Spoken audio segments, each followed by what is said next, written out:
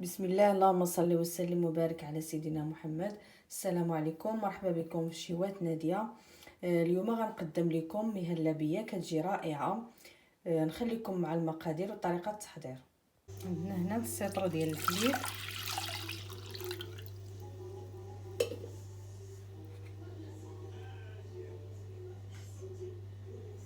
نضيف عليه معلقه ديال الدقيق ابيض، دقيق ابيض الرطب،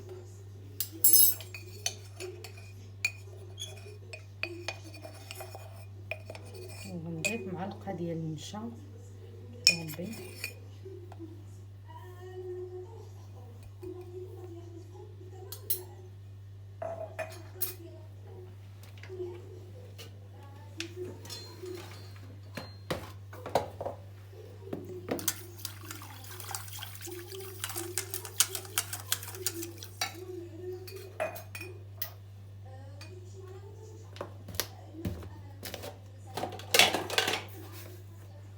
ندير ساندة حسب الذوق. المهم غادي ندير انا هنايا 3 المعالق. ديك الساعه الا ذوقوا ولا خصكم تزيدوا، ما تيبغيش الحلاوه يدير غير 2، المهم على حساب.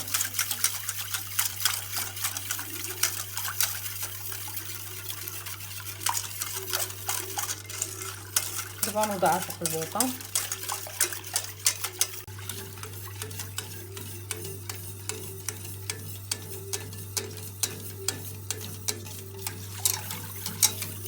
صافي نبقى نحرك هكا، ما نحبش من التحريك، كتبدا تعقد ليا شويه.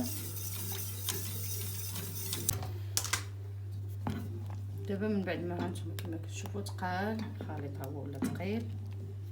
دابا غنضيف ليه معلقه صغيره ديال الزبده،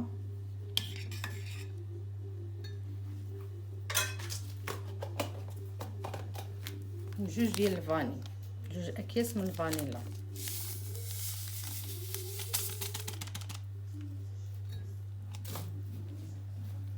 صافي نستمر في التحريك تيبدا يدير لي دوك الفقاعات. صافي عاد نمشي نوضعو في الكؤوس ديالي.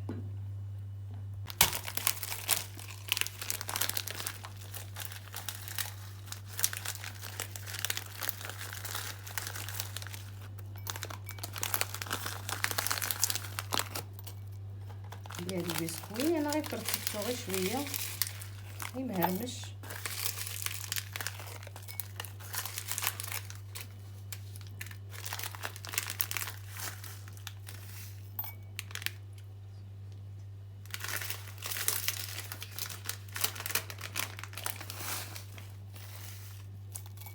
شويه هكا.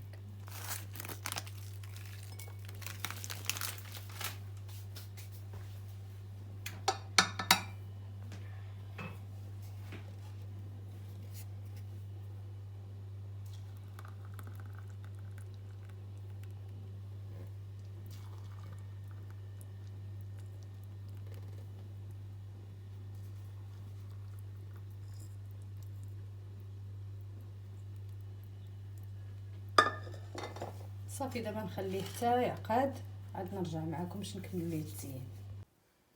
كما كتشوفوا المهلبيه ديالنا ها هي كتجي رائعه.